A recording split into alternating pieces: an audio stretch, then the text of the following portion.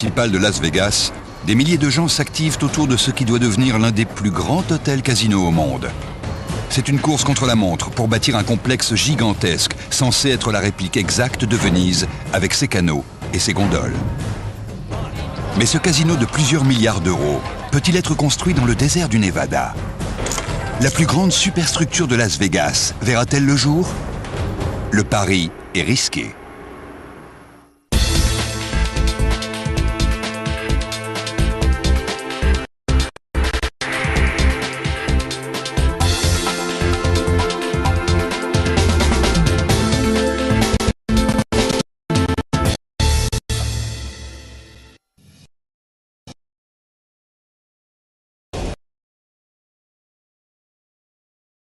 Une ville comme un mirage au milieu du désert, dans le sud-ouest des États-Unis. Elle a été bâtie par le jeu et s'est dotée d'édifices kitsch et hauts en couleur, à la gloire de l'excès et des extrêmes.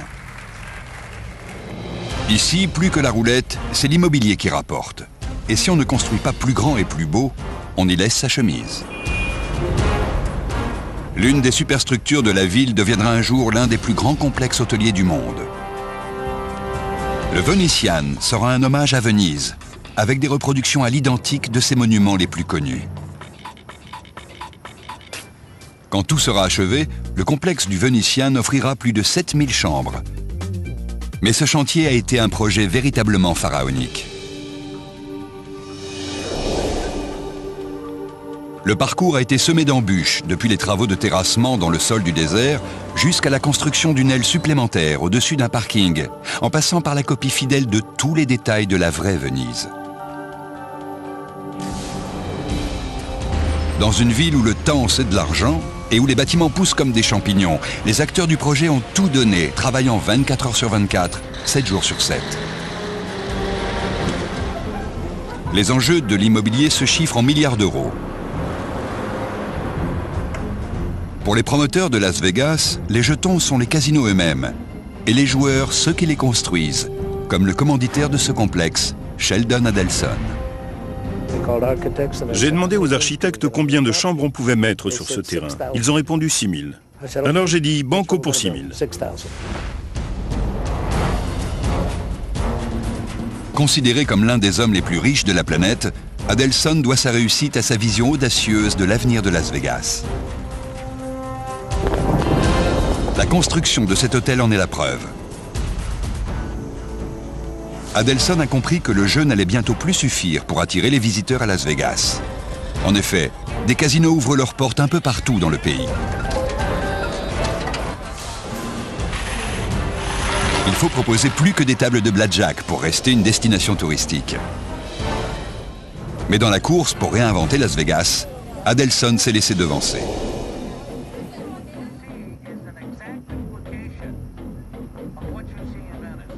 Un autre entrepreneur du nom de Steve Wynn était déjà en train de métamorphoser le Strip avec, pour commencer, le Mirage en 1989. À l'époque, c'était l'hôtel casino le plus cher de l'histoire, avec une facture totale de 490 millions d'euros pour sa construction. Et puis Steve Wynn a bâti le Treasure Island. Et en 1998, il a terminé le Bellagio. À chaque nouvel hôtel, il a mis la barre plus haut pour ses concurrents potentiels. Quand Adelson s'est lancé dans la bataille en 1996, l'enjeu était immense. Pour s'imposer, il allait devoir dépenser bien plus d'1 milliard d'euros. Était-ce seulement faisable? Les consultants étaient persuadés que notre projet n'allait jamais se concrétiser. Pour construire ce nouvel ensemble sur le Strip, la partie commence en novembre 1996. Après avoir déboursé 100 millions d'euros pour racheter le Sands Hotel and Casino, Adelson le réduit en poussière.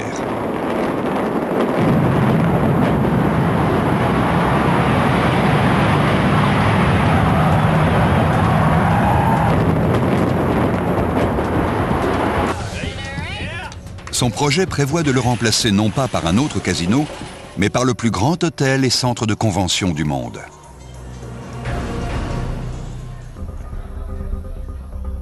Début 1997, les architectes doivent prendre une décision essentielle.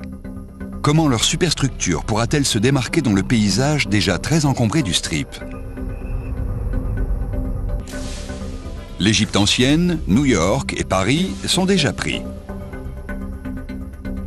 Il leur faut un thème qui fera de l'ombre à la concurrence. Les suggestions ne manquent pas. Les concepteurs du projet dressent une longue liste d'idées inspirées de villes célèbres. Mais en choisir une n'est pas évident. Finalement, c'est Madame Adelson qui aura le dernier mot. Ma femme est arrivée, elle a regardé les noms que nous envisagions et elle a dit « Et pourquoi pas Venise ?»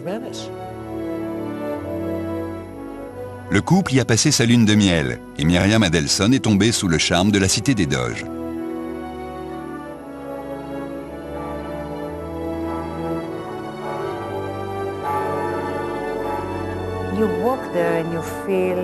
Sur place, on sent la présence de générations de Vénitiens et le poids de l'histoire. Tout est tellement magnifique et romantique.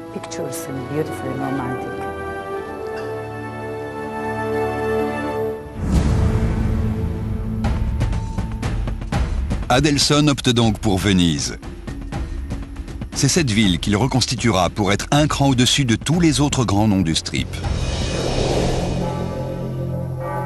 Il va tenter de recréer cette vénérable ville et sa lagune au beau milieu du désert du Nevada.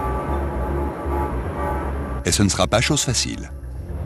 Le plus grand défi était de capter l'atmosphère d'une ville et de la transplanter ailleurs. La solution? Construire une version de Venise à la sauce Las Vegas, en ajoutant du luxe et du divertissement à son romantisme. Le tout en un temps record.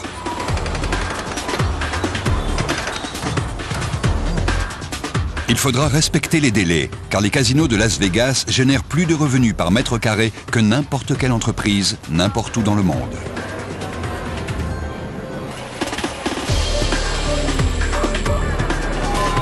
Quand le Mirage a ouvert ses portes en 1989, on a dit qu'il allait devoir apporter 780 000 € par jour pour rembourser son emprunt sur 7 ans. Mais en réalité, il a si bien marché qu'il est rentré dans ses fonds en 18 mois.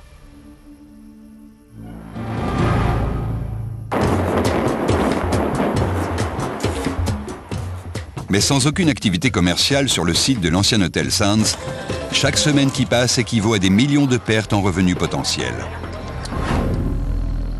Le futur complexe hôtelier aura une superficie approchant 930 000 mètres carrés et comprendra un casino, un hôtel et un immense centre de convention.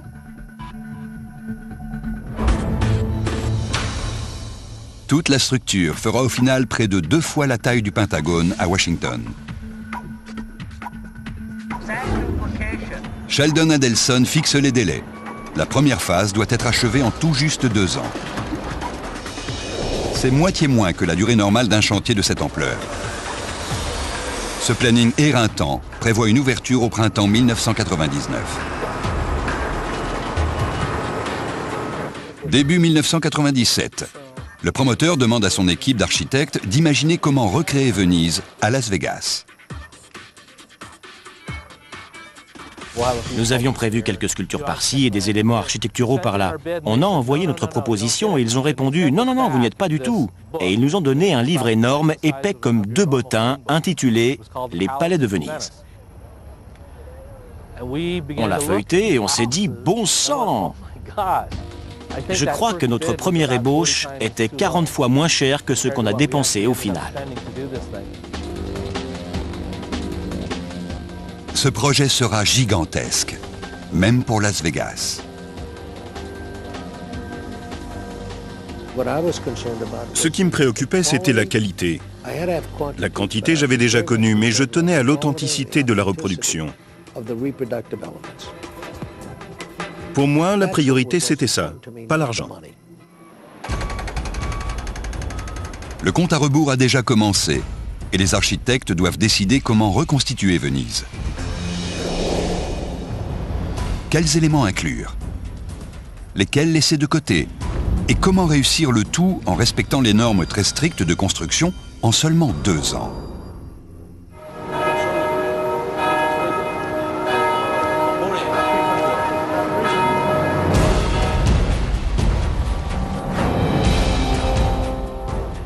mars 1997. L'équipe d'architectes de Las Vegas part donc en mission de repérage sur place, à Venise.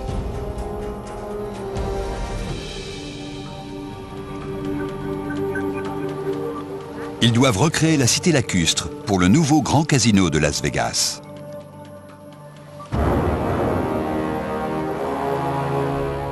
C'est la vision, certains disent le fantasme d'un homme, le promoteur Sheldon Adelson.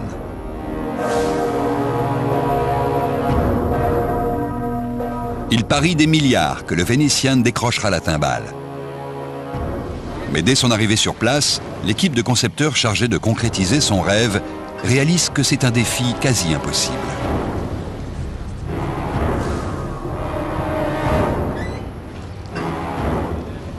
Comment pourra-t-elle recréer l'une des villes les plus célèbres d'Europe? L'une des rares au monde dont les rues sont des canaux, et ce, dans les sables du désert. Regardez ces couleurs et ces détails. Et le tout en 2 ans. J'ai réalisé dans quoi on s'était embarqué en descendant du bateau à Venise. En arrivant à quai, on a regardé le palais des Doges et la Cadoro en face. On a installé un objectif de 600 mm et on a zoomé sur ce qu'on voulait copier.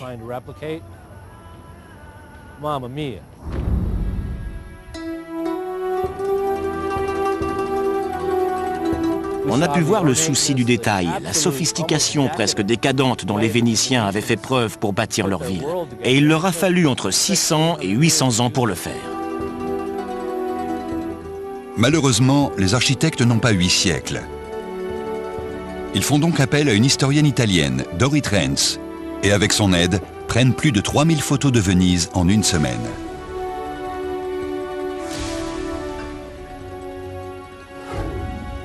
Puis ils décident quel haut lieu de la cité ils vont tenter de copier. La Cadoro.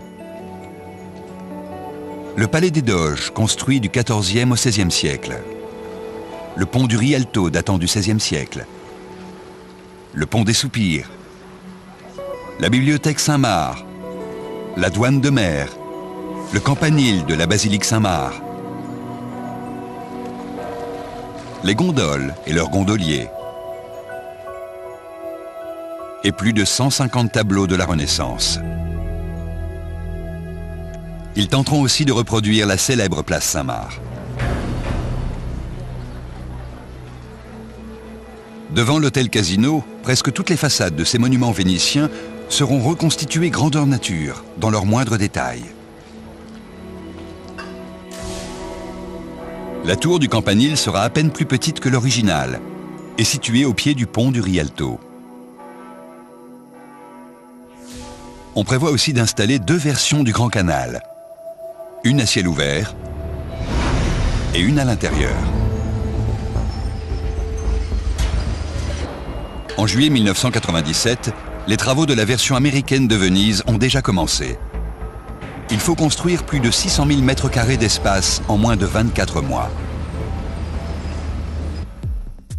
Ce complexe hors norme comprend un casino qui occupera le sous-sol et le rez-de-chaussée. À l'étage, un centre commercial avec 80 boutiques et restaurants. Il aura un plafond situé à 21 mètres de haut, surplombant une version couverte de la place Saint-Marc, plafond qui sera peint et qui représentera un ciel italien. Pour compliquer la construction, le centre commercial sera traversé par une réplique du Grand Canal, longue de 300 mètres, où évolueront des gondoles. Et pour surplomber le tout, une piscine luxueuse. Pour soutenir cette structure gigantesque à plusieurs niveaux, les architectes ont besoin de fondations en béton suffisamment solides pour supporter une pression de 69 000 kPa, la nouvelle norme en vigueur pour les casinos de Las Vegas. Pour cela, il faudra environ 16 000 m3 de béton, de quoi remplir plus de 4 piscines olympiques et impressionner le chef du projet. J'ai toujours travaillé sur de gros projets, mais là j'ai quand même eu peur. Les ingénieurs savent que le sable et le gravier disponibles à Las Vegas ne sont pas d'excellente qualité. Ils ont également conscience qu'il n'y a qu'un moyen pour tester la résistance du béton. Ils doivent le couler, prélever des échantillons et attendre 28 jours qu'il sèche.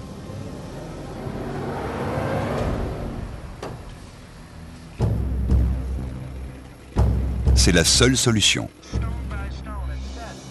Pour l'équipe, c'est un autre pari risqué. Elle croise les doigts pour que les fondations soient bien homologuées. Il faut 300 ouvriers et 125 camions travaillant sans discontinuer pendant 30 heures pour couler les 16 000 mètres cubes de béton. Quand les fondations sont achevées, ils découvrent qu'ils ont réalisé un exploit. Ils viennent de battre le record américain de la plus grande coulée continue de béton. Maintenant, la tension est à son comble en attendant le résultat des tests de résistance. La procédure est sans pitié. La carotte de béton est comprimée entre les mâchoires d'une presse hydraulique géante pour déterminer quelle pression elle peut supporter avant de se briser. Le béton du complexe hôtelier doit tenir le choc sous environ 69 000 kPa.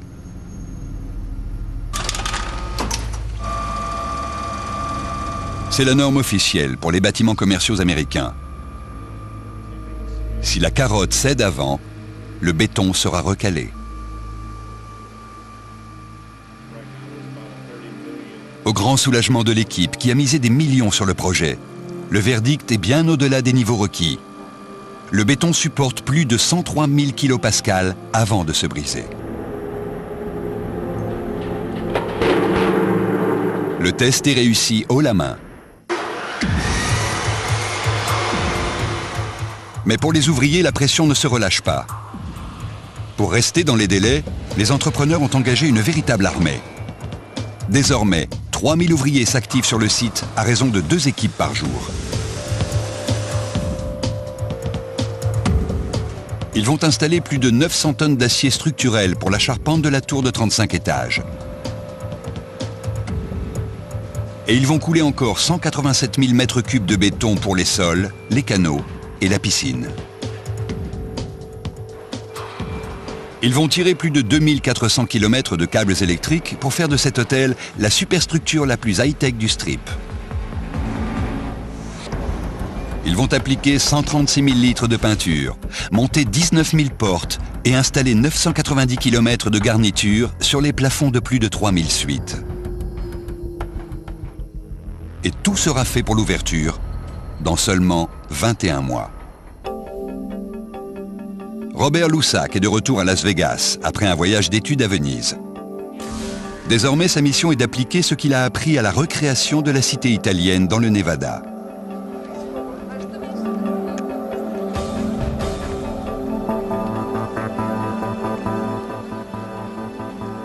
Pour cela, son équipe et lui devront dessiner, sculpter, mouler et peindre plus de 80 000 colonnes, corniches, ornements et autres statues en 3 dimensions.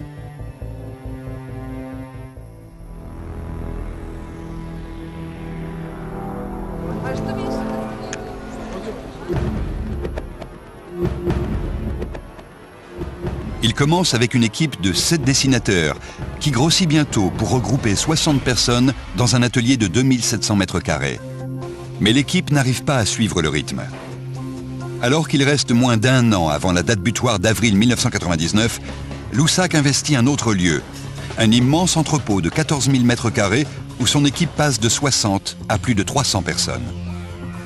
Vous ne pensez pas à ce qui a été fait ou à ce qu'il reste à faire. Vous vous concentrez sur ce qui est sous votre nez et vous allez aussi vite que possible. Loussac a un atout. Au lieu de sculpter ses statues dans le marbre ou la pierre d'Istrie, comme de nombreux artistes vénitiens, il les créera à partir de matériaux modernes comme le polystyrène ou la résine. Il aura aussi à sa disposition des outils comme des unités de coupe, des ciseaux et des fils chauffants guidés par ordinateur. Pour tester la qualité du résultat, Loussac choisit l'un des plus célèbres emblèmes de Venise, un symbole connu dans le monde entier, le lion ailé de la place Saint-Marc. En travaillant à partir de photographies, il sculpte le lion dans du polystyrène, le recouvre d'un revêtement en plastique et le peint pour imiter la pierre vieillie de l'original. Pour savoir si son lion peut satisfaire le regard exigeant d'un spécialiste, il envoie des photos de son œuvre à un historien de Venise. Et il a été impressionné. Quand on a reçu ces compliments, j'ai pensé, finalement, on va peut-être y arriver. C'est un moment de triomphe. Mais il faudra le reproduire 80 000 fois dans les 10 prochains mois, jusqu'à l'inauguration du Vénitian. C'est une tâche considérable, étant donné les délais. Mais un autre problème pourrait faire perdre du temps à Robert Loussac, et même son emploi. Les dizaines de colonnes créées pour la façade du Palais des Doges à l'extérieur de l'hôtel ne ressemblent pas du tout à celles de Venise. Et pour cause, elles ont l'air flambant neuves. Il faut absolument refaire ça. Les stylistes décorateurs menacent de les mettre tout au rebut et de demander à Loussac de recommencer à zéro.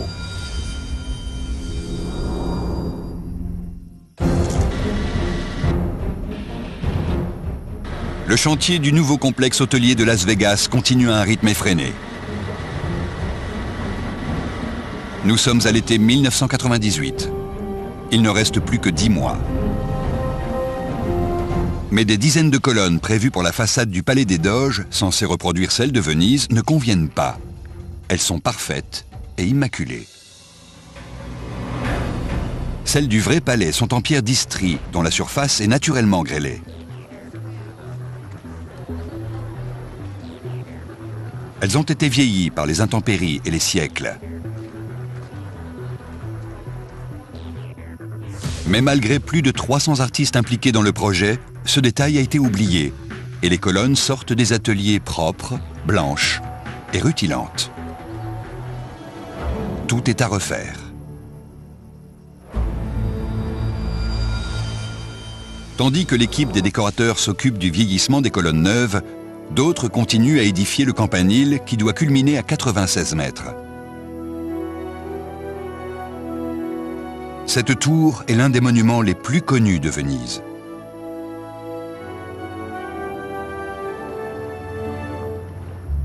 Mais à Las Vegas, les architectes doivent revoir la disposition des différents éléments pour les faire tous rentrer sur le site. La tour sera donc au pied du Rialto. Elle est en acier structurel et sa taille sera à peine plus petite que l'original.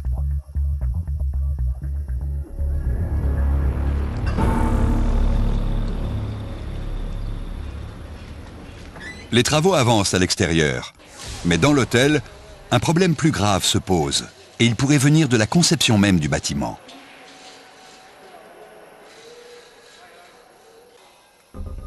La complexité des étages inférieurs risque d'être problématique. Le casino sera installé dans le sous-sol et au rez-de-chaussée. Au premier étage, il y aura un centre commercial ouvert au public. Les boutiques n'occuperont qu'un seul étage, mais leurs vitrines auront des façades vénitiennes sur 2 niveaux. Comme dans un décor hollywoodien, le centre commercial aura l'air à ciel ouvert, alors qu'il sera en intérieur. On a également prévu une réplique du Grand Canal qui doit couler au milieu des magasins. Elle mesurera environ 300 mètres de long sur 1 mètre de profondeur et comportera 5 ponts.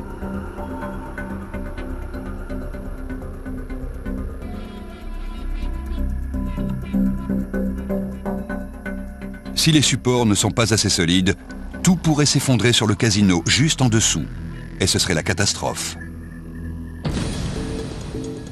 Pour remplir le canal, il faudra plus d'1 060 000 litres d'eau, soit un poids dépassant les 900 tonnes. Les hôtels de Las Vegas sont alimentés en eau principalement par le fleuve Colorado et occasionnellement par les nappes phréatiques. Les hôtels casinos ne consomment que 3% de l'eau de la ville. À terme, le Vénitian recyclera l'eau de son canal.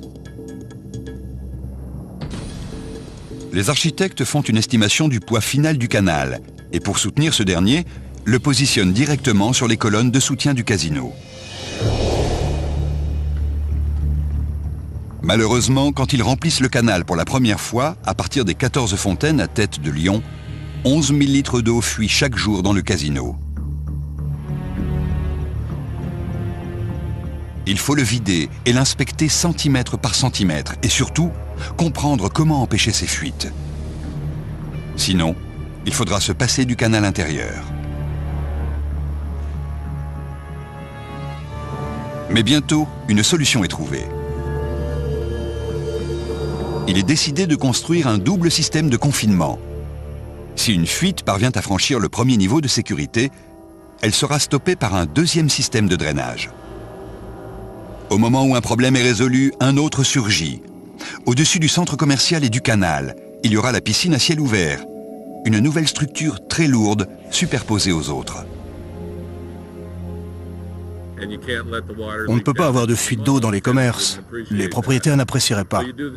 Il faut prévoir une dalle avec un système pour collecter les écoulements. On construit donc un autre système de double confinement pour empêcher d'éventuels dégâts dans le centre commercial. En août 1998, le bâtiment qui va accueillir l'hôtel est achevé, du moins à l'extérieur.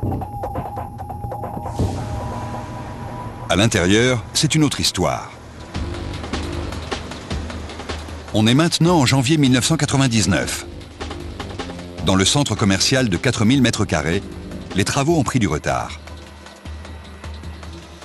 Alors que Robert Loussac et son équipe commencent à croire qu'ils seront dans les délais, les architectes du centre commercial leur passent une nouvelle commande, 4 mois avant la date de l'ouverture. Ils demandent 800 nouveaux moulages pour compléter les 25 000 éléments décoratifs des façades et des vitrines des magasins.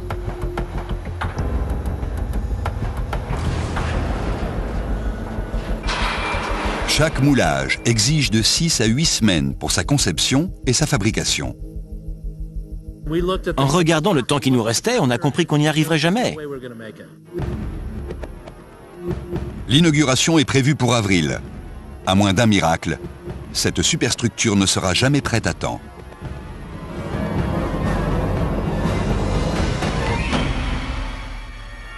Soudain, Loussac et son équipe ont une idée brillante.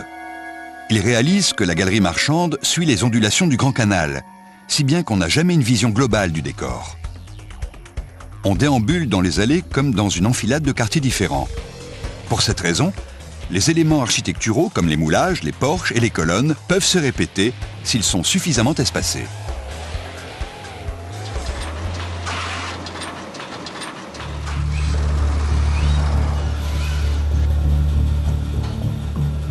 Si les architectes veulent bien définir des tailles standards pour les fenêtres, les portes et les colonnes, on pourra réduire le nombre de moulages nécessaires de 800 à 400, un nombre beaucoup plus raisonnable.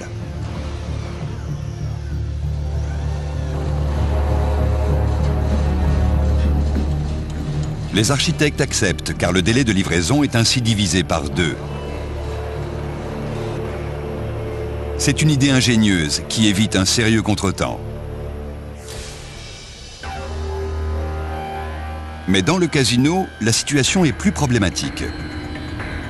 Des fresques, copies d'œuvres majeures de l'art vénitien, doivent décorer les murs et les plafonds.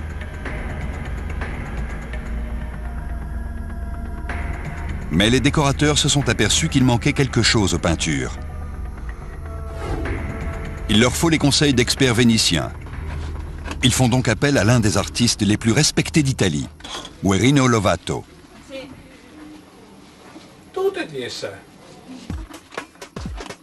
Les stylistes du casino le persuadent de délaisser son atelier vénitien pour venir jusqu'à Las Vegas leur donner son avis. Lovato voit immédiatement que les couleurs et les lignes, bien que réussies, n'ont rien de vénitien. Les nuances et les ombres doivent être plus détaillées pour imiter le style et la richesse de Venise. Sur les conseils de Lovato, les peintres retravaillent les couleurs, les ombres et les formes. Le résultat fait enfin l'unanimité. Il reste maintenant à peine une semaine avant l'inauguration prévue pour le 21 avril. Les couleurs et les perspectives ont été rectifiées sur les fresques à l'intérieur de l'hôtel Casino. Mais à l'extérieur, tout n'est pas réglé. Les ouvriers enduisent la version extérieure du Grand Canal d'une peinture devant donner à l'eau la teinte verdâtre des canaux de Venise. Mais quand le canal extérieur est rempli, La couleur est trop claire. Il faudra une journée pour vider les canaux, une autre pour les laisser sécher, une troisième pour les repeindre et encore une autre pour les remplir de nouveau.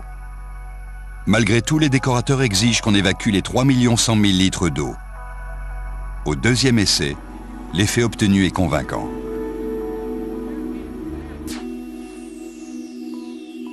Un autre élément clé de Venise doit être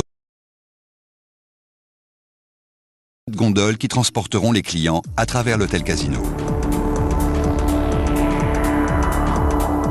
Pour commencer, Robert Loussac retourne à Venise, dans un atelier de l'île de Giudecca.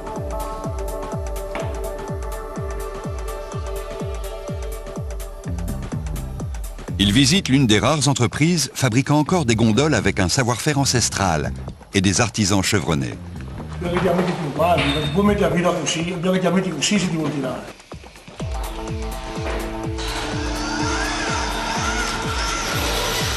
Robert Loussac découvre que construire une gondole n'est pas un jeu d'enfant.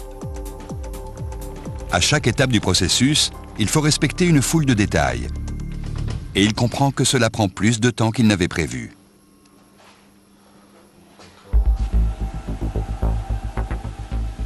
De retour à Las Vegas, ce que Loussac vient d'apprendre est d'une aide précieuse pour son équipe.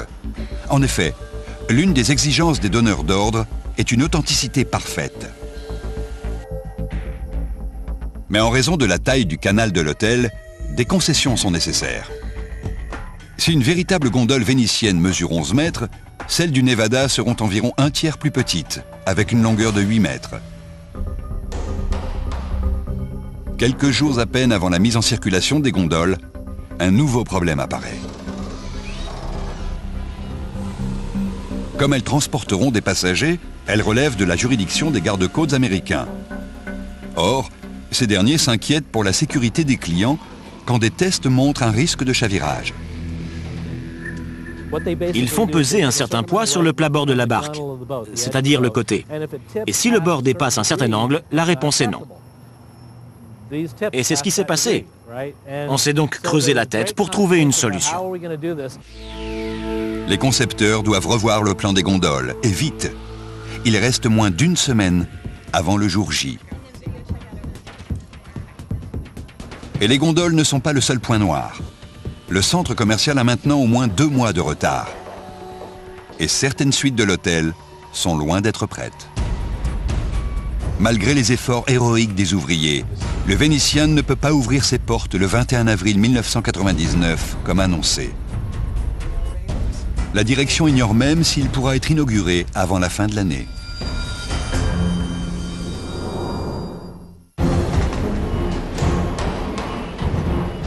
Mi-avril 1999. Il a fallu renoncer au planning prévu pour l'inauguration du Venetian.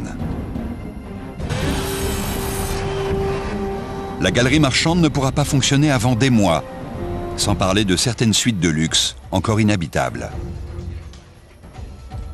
Toutes les chambres sont réservées, mais les clients doivent être relogés dans d'autres établissements du Strip. La direction reporte l'ouverture au 3 mai, car le centre commercial ne sera pas terminé à temps, de même que certaines chambres.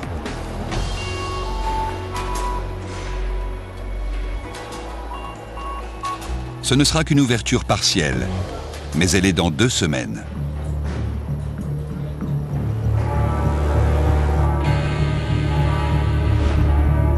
Dans l'hôtel Casino, la tension est palpable. Les ouvriers se démènent pour tout finir.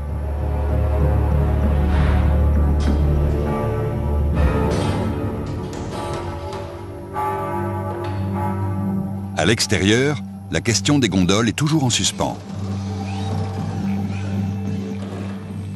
Les gardes-côtes craignent pour la sécurité des passagers, bien que les canaux ne fassent qu'1 mètre de profondeur. À la dernière minute, l'équipe de Loussac suggère une solution. Et si les passagers étaient attachés, ce qui les empêcherait de se pencher et donc de faire chavirer la gondole? On opte donc pour des gondoles avec ceinture de sécurité. Et avec ces modifications, les gardes-côtes donnent leur aval. Même si les boutiques et certaines suites sont encore en travaux, Au moins, les gondoles seront là pour l'ouverture. On a trouvé un compromis in extremis, avant l'ouverture, pour obtenir l'accord des gardes-côtes. Le 3 mai arrive enfin. En coulisses, c'est encore la cavalcade. À 18 h, l'heure officielle des cérémonies d'inauguration, la direction attend toujours l'accréditation des chambres déjà terminées.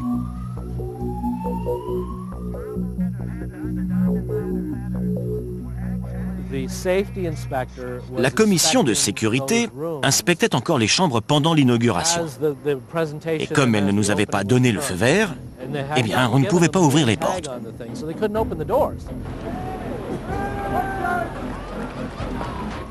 Tandis que les inspecteurs continuent leur tournée, la foule à l'extérieur prend son mal en patience.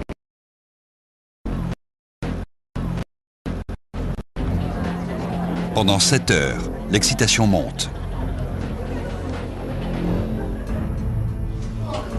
Tout est en ordre?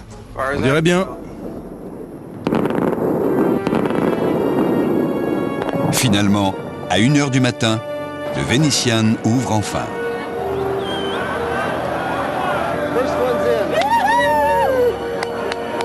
Des milliers de curieux se précipitent pour découvrir cet hôtel-casino unique au monde.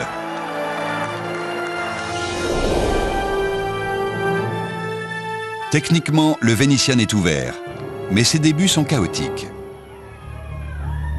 Le casino est achevé, mais certaines portions du complexe sont encore en chantier.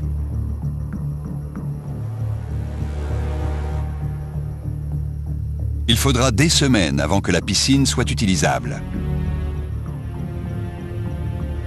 Et près de 2 mois avant que les magasins puissent accueillir les clients.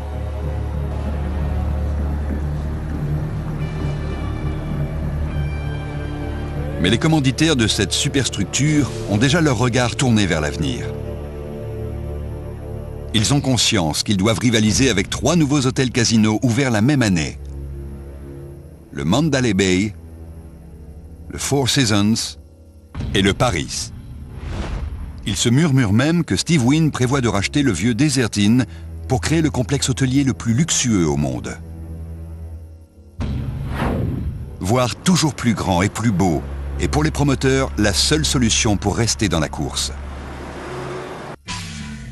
Après l'ouverture du Venetian, on travaille déjà au bâtiment qu'on doit y ajouter. Une tour de 12 étages, comptant 1000 chambres de luxe, avec des suites encore plus magnifiques que celles de l'hôtel principal. La tour comprendra également un hall d'entrée surélevé et une réception spéciale pour les clients VIP. Et cette nouvelle annexe ne sera pas construite sur le sol du désert du Nevada. Elle s'élèvera au-dessus d'un parking de 10 étages qui existait déjà.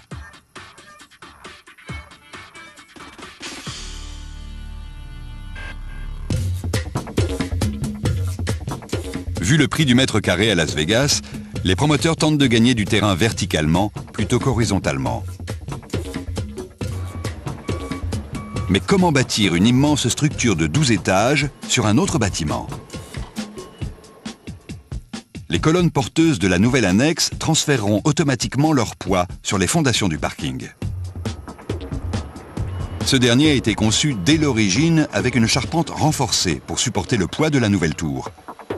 Mais les ouvriers constatent bientôt que c'est insuffisant. Quand on construit sur une structure existante, comment répercuter le poids dans le sol? La solution est ce qu'on appelle une dalle de transfert, une immense plateforme de béton posée au-dessus du parking. Et pour compliquer encore le projet, ce dernier restera en fonctionnement pendant les travaux de l'annexe. La tour sera bâtie sur la dalle qui transférera son poids sur le système de support du parking.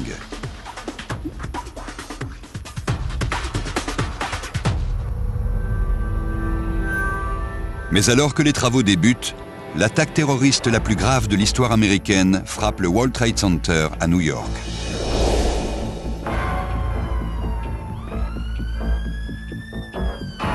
« 11 septembre 2001.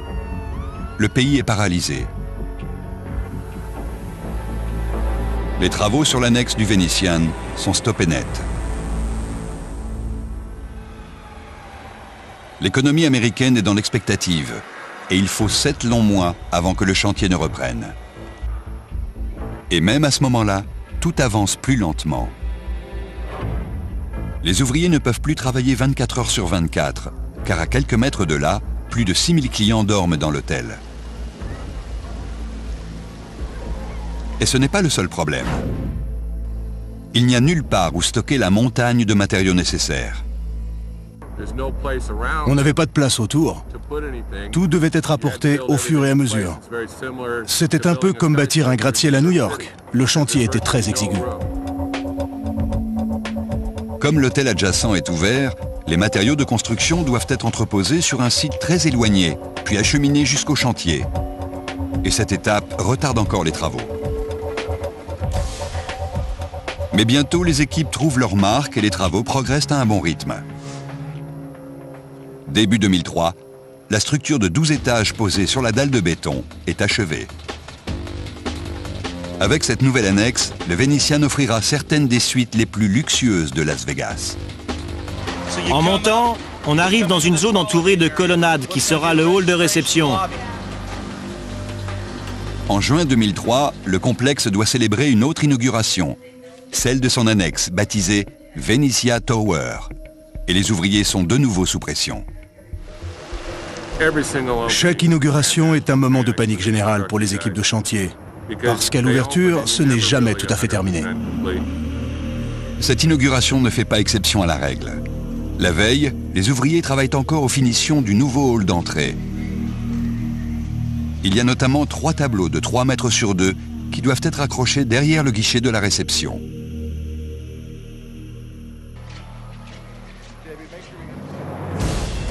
Mais quand vient le moment de les installer, rien ne va plus.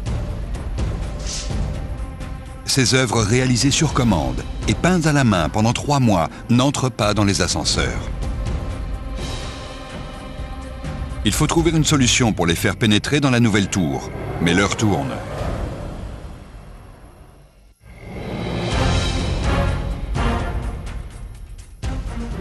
Juin 2003. C'est l'inauguration de la Venezia Tower qui doit faire entrer le Venetian dans la légende de Las Vegas. Les employés disposent des compositions florales à l'endroit où les 3 grands tableaux auraient dû être exposés. Ces toiles sont immenses. Elles pèsent chacune 90 kg et la facture totale atteint 23 000 €.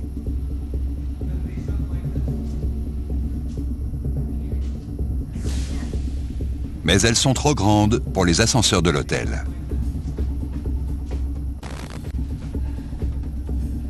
Il n'y a plus que quelques heures avant l'ouverture et tout le monde cherche une idée.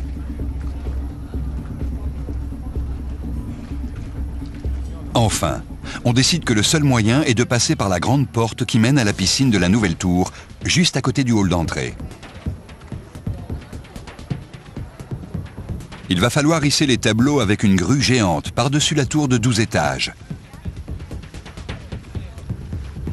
Puis, les descendre jusqu'à la piscine et les porter dans l'entrée. C'est une opération risquée. Si on abîme ou fait tomber les tableaux, il faudra en commander d'autres.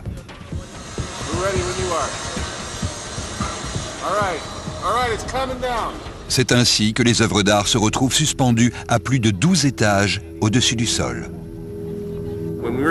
Quand on a transporté ces tableaux, j'ai vraiment eu des sueurs froides. Je me suis déplacé personnellement pour diriger l'opération, ce que je fais rarement. Je voulais m'assurer qu'ils arriveraient intacts. Ils avaient coûté une fortune. S'ils étaient tombés, j'aurais été très embarrassé.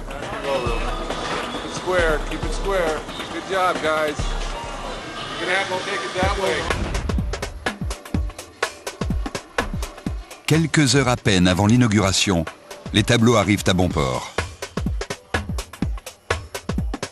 Mais les ouvriers s'activent jusqu'au dernier moment pour finir les chambres, alors que les clients commencent à arriver.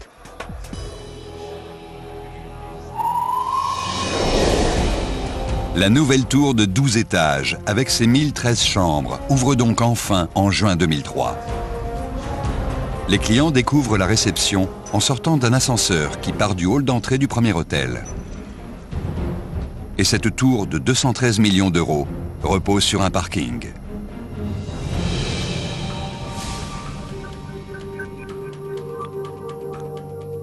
Mais dès que la Venezia Tower est achevée, les travaux commencent sur la troisième et dernière tour de l'hôtel. Elle coûtera plus de 4 milliards d'euros, comptera 50 étages et sera baptisée Palazzo. Elle offrira 3000 suites, un casino de 9750 mètres carrés et 41 800 mètres carrés de salles de réunion. En 2007, quand elle sera terminée, le Venetian sera bien l'un des plus grands complexes hôteliers du monde. Cette superstructure, avec les tours Venezia et Palazzo, proposera au total 7100 chambres et suffisamment de salles de réunion et de convention pour accueillir simultanément 60 000 personnes, l'équivalent de la capacité du Colisée de Rome. Et l'ensemble pourra se targuer d'avoir le plus grand casino de la planète. Sa surface approchera 1,5 million de mètres carrés.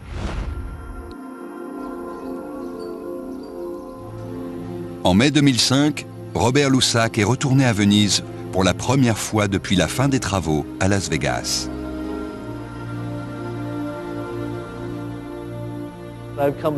Je suis revenu à Venise pour jeter un œil et voir comment on s'en était tiré. On a fait du bon travail. Le Palais des Doges. Le Pont des Soupirs. La Tour du Campanile. Le Rialto. Le Palais Contarini Fasan. La Cadoro. La Bibliothèque de Saint-Marc. Le souci du détail est impressionnant, comme sur les statues de Saint-Théodore. Et du lion ailé sur le Palais des Doges. Je peux marcher la tête haute. Mais l'épreuve de vérité sera le verdict d'historiens d'art, spécialisés dans la culture vénitienne, appelés à juger l'authenticité de la nouvelle Venise du Nevada. Des gens comme Dorit Rens. Quand je l'ai vu pour la première fois, il y a eu un long silence. Tout le monde guettait ma réaction. J'ai pris une inspiration et j'ai dit « Vous avez réussi ». Et c'est aussi l'avis de ceux qui ont imaginé cet ouvrage. Pour certains, leur réussite tient à la qualité de l'architecture extérieure et aux soins apportés aux détails. Et pour d'autres, l'authenticité de cette réplique de Venise se juge sur des critères plus impalpables. L'autre jour, j'étais au balcon et je regardais passer les gondoles. Tous les couples se tenaient par la main ou s'enlaçaient. C'est bien la preuve que nous avons atteint notre objectif. Nous voulions recréer une atmosphère romantique, et c'est le cas.